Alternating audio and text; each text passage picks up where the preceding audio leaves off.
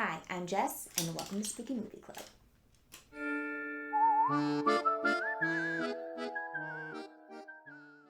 Hi everyone, welcome back to the Spooky Movie Club. I'm your host, RPG Jess. Just thought I'd try that out. I don't know if that worked. Did it work? Anyway, welcome back. This is the first movie of February, which was Community Choice. We watched Poltergeist. And so grab your coffee, grab your drink, grab your popcorn. I'm going to go ahead and read at the back of the box, but if you want to skip ahead to the discussion or next week's spooky movie, I'll leave timestamps below. I was going to say I heard him. All right, now that Rump Roast has made his entrance, a very noisy entrance, we're going to read the back of the box. So Poltergeist, a Steven Spielberg production. Toby Hooper film? Tobe Hooper? Toby Hooper. Poltergeist. It knows what scares you, which is interesting. I didn't know that was the tagline. Okay. Marvelously spooky, like a thoroughly enjoyable nightmare. They're here, playful at first, but not for long. A storm erupts, a tree attacks, and little Carol Ann Freeling is whisked into a spectral void. As her family confronts horrors galore, something else is here too. A new benchmark in Hollywood ghost stories, producers Steven Spielberg, Frank Marshall, and director Toby Hooper head the elite Scream team of this classic chiller. Welcome to Home Sweet Haunted Home. Playful at first, but not for long, which I think is a good description we'll talk about more later. But yeah, let's get into my thoughts. Okay, so my thoughts on Poltergeist. This was a rewatch for me. I watched it a bunch when I was growing up. I remember it always being on for some reason. I don't know why.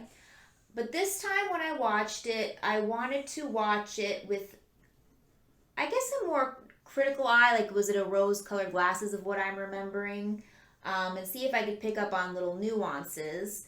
But right off the bat, I think the film does hold up story-wise, and I think the description of playful at first but not for long is perfect, because at first, like, oh, this is kind of goofy. This doesn't feel scary, and then, like, you kind of get thrown right into it with the ghost, which I thought was, it's a 2-hour movie, and how fast you get to that point is actually kind of surprising. But fun. It kind of reminded me a little bit of Ghostbusters, and I think that had to do with the special effects. Kind of reminded me of that. Like the scene where the poltergeist, whatever, the ghost comes through the TV, and it's like that smoky green color, or when they open up the bedroom and there's all those objects flying around, and that may be, part of its time because it was an 80s film, so they didn't quite hold up the special effects. Now that we're talking about the special effects, there was a rumor that when the mom goes into the pool and the skeletons appear, that those are real skeletons of human bodies, that they got them from like India or something, and they look extremely real, like very detailed, very just like, ooh, gross looking. And you're like, oh, come on, who would get real skeleton? Like, who does that? Who would do that? And as I was watching it through this time, my opinion is that they're real, and I'll tell you why. Because when the Zach Baggins crew gets there, and they're hunting the ghosts, and they're staying overnight, and the guy goes into the kitchen to, he's hungry, and he pulls out a raw steak and puts it on the counter. I don't understand what that was all about. Maybe he was planning on cooking it, but why not put it on a plate? But that's neither here nor there. Anyway, he looks in the mirror, and his face starts to melt off. And he starts to, like he's like on an acid trip or something, and he's like ripping at his face, and you see the skeleton underneath, and that whole scene looked so bad. The skeleton underneath the flesh looked bad, and I'm like, there's no way that the person who was responsible for making that also made fake skeletons in the pool that looked like that. So I just don't think that those two people are the same. The team that did that whole thing was the same. So those skeletons in the pool, they're real. They're real skeletons. That is my theory on that. Like I was saying before, the story holds up. It was playful at first, kind of goofy, but then really picks up at the end. I thought the characters were great. You don't really see a lot of the big sister. But overall, I thought the family dynamic was really great. And I don't want to mom shame. You never want to mom shame. But this mom was a terrible mother, okay? If it wasn't for her, I'm sure they would still be maybe haunted by Poltergeist, but Carol Ann would never have went into the portal or whatever. Let's break it down. Okay, so she first is smoking weed in her bedroom with her husband, just whatever, and that's fine. But then poor little Robbie comes in. I think that's his name, Robbie. Whatever, the little boy, he comes in, and he's like, oh, I had a nightmare, and I don't think she's hiding her joint, she's just smoking it, and the dad takes him away, settles him down, and she's just like, well, you're not going to also help your son from his nightmare? Then when you're in the kitchen and she finds out that there are ghosts in her home, poltergeists, she's not firstly terrified for her family. She's playing around with them. She's like, oh, here, watch this, honey, watch this, watch them move the chair across the thing. Or, Carol Ann, here, put this helmet on and have this poltergeist push you across the floor. It's like, why? Lady, are you crazy? And then, when the first kind of thing starts to go down, Robbie gets horrifically taken by the tree and shoved in its mouth, and they both run to get Robbie, which is fine, but then you leave little poor Carol Ann in her room by herself, and she's screaming, Mommy, Mommy, Mommy, and she gets sucked into the portal.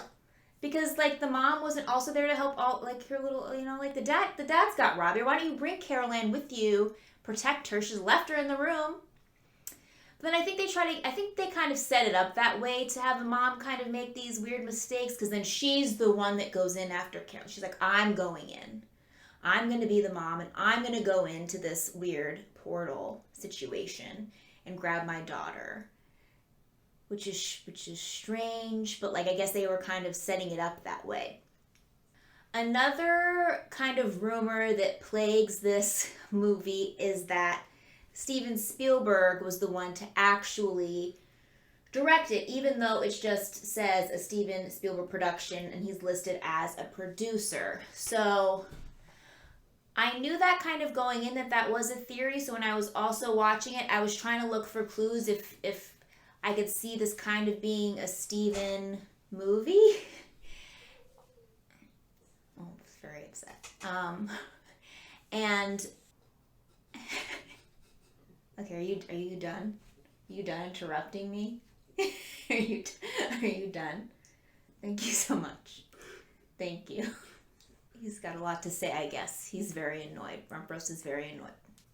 Anyway, what I was saying is that I did see elements, and it could just be just like some sort of weird effect in your brain, but I did see elements of a Steven Spielberg directed film.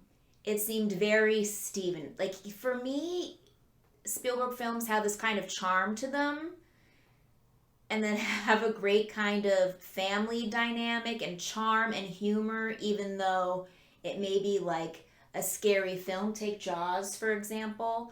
Is some people like to call it a slash film, a horror film. I don't really know if I consider Jaws a horror film, but I guess, there's arguments made for it that Jaws is like a slasher killer. But even in that movie, it's like a serious tone.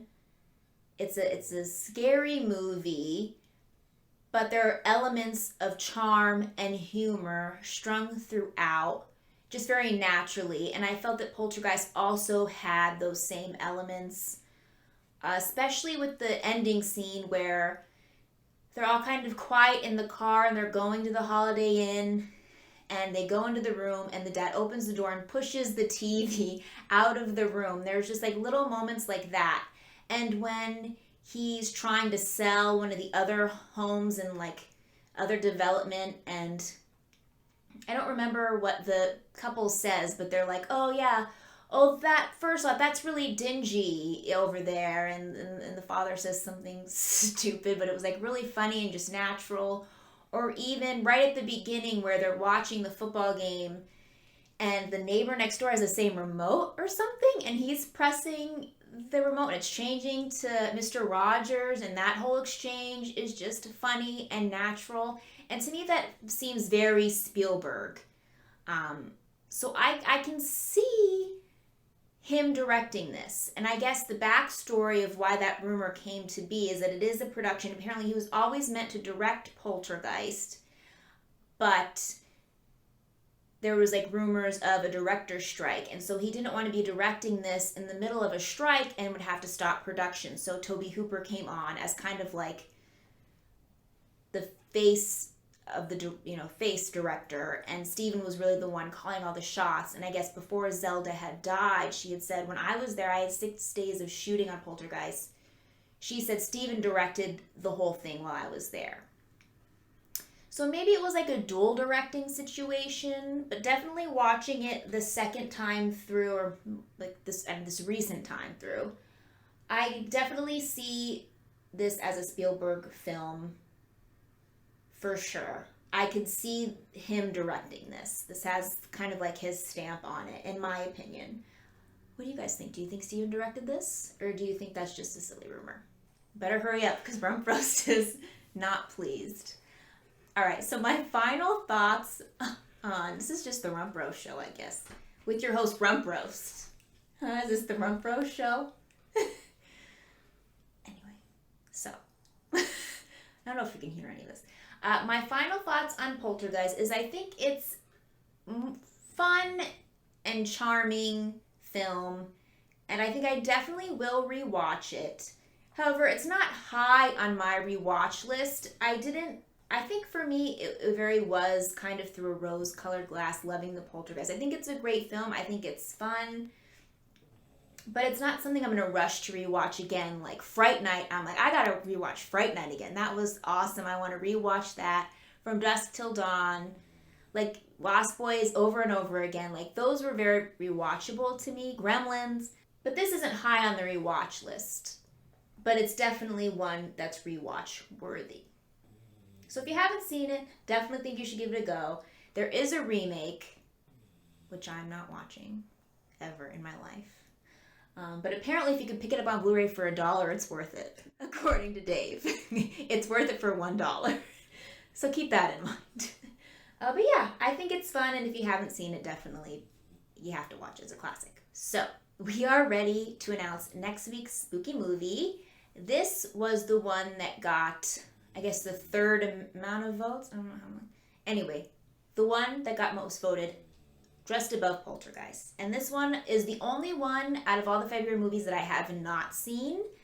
I always got it confused with another movie. People keep on telling me, Jessica, you're thinking the wrong movie. So I honestly have no idea what this is about. Somebody recently told me the premise. And I was shocked. I'm like, that's the premise of this movie? So I'm excited to give it a go and to see what it's all about. And that would be wow. Do you want to run the show? You could probably hear him. He's snoring and sighing very loudly. Anyway, next week's spooky movie will be Misery with Kathy Bates, James Caan. And I only know what this is. So I always thought that this was the movie with the killer mom. And everybody's like, Jessica, you're insane. This is not that movie.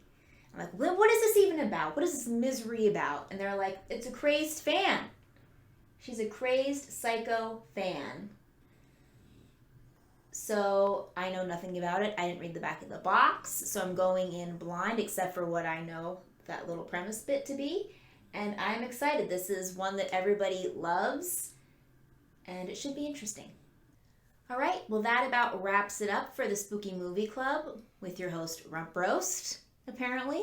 But thank you all for watching, and if you want to join us for the live viewing party of Misery, we're going to do that on Wednesday at 6:30 p.m. Pacific Standard Time on Discord, or if you want to join us for the live discussion of Misery and to play some Resident Evil 2, the remake, I'm going to do that on Twitch on Saturday, 5:30 p.m. Pacific Standard Time.